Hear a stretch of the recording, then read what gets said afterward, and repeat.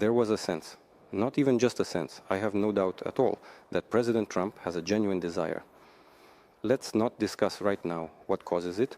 Let's not talk about what motivates this genuine desire. But it definitely exists. Both the United States and President Trump surely have their own understanding of why this needs to be resolved, and as quickly as possible. It's too early to talk about that now. I don't think you'd be interested in listening because it went on for 5 hours.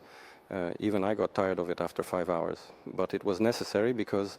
Yeah, it went on for 5 hours. Yes. Mr. Bitkoff and Mr. Kushner. Yes, and I was completely alone. Can you possibly imagine that? What an absolute disgrace, right?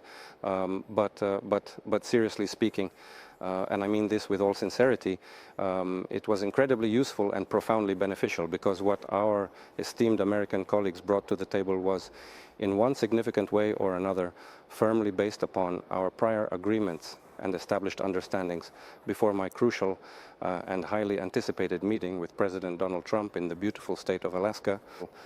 We discussed these issues one way or another during the meeting in Anchorage, but still what the Americans have brought us now, we haven't seen that yet, and that's why we had to go through practically every single point. That's why it took so much time.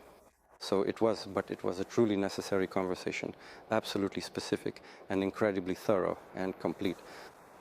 Okay, can I ask the question this way, sir? Was there a certain specific point where you disagree? Was there a specific point of disagreement where was just not going forward? Yes, there were such issues, and we discussed them. But this is a difficult job and a challenging mission that President Trump has taken upon himself, and that deserves recognition. I say this without any irony, because getting conflicting parties to reach some kind of consensus is no easy task. Well, President Trump really is, I am sure of this, sincerely trying to do it. That's why we went through every single point, as I said before. And at some points we said that, yes, this can be discussed, but we cannot agree to that. That is exactly how the work was conducted. To articulate precisely now what truly does not suit our interests and what we could potentially agree to, I genuinely believe it is quite premature at this particular moment, because such an action could simply disrupt the entire working process that President Donald Trump is diligently trying to organize and establish. That's exactly what they're discussing.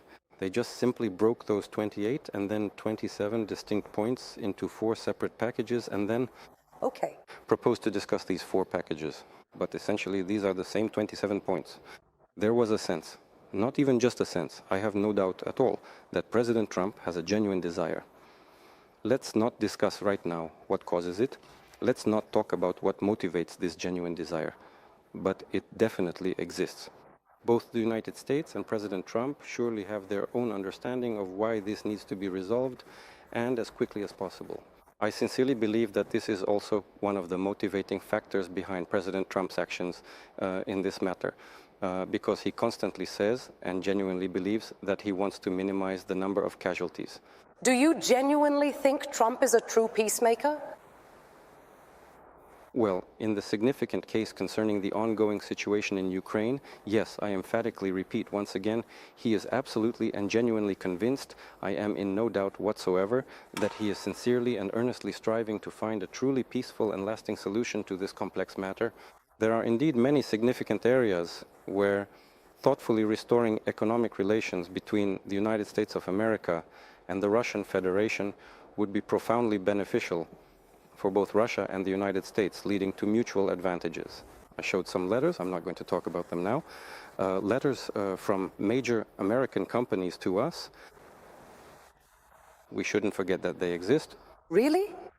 Really, sir. Of course, about the fact that they exist, they're just waiting for all the problems to be over.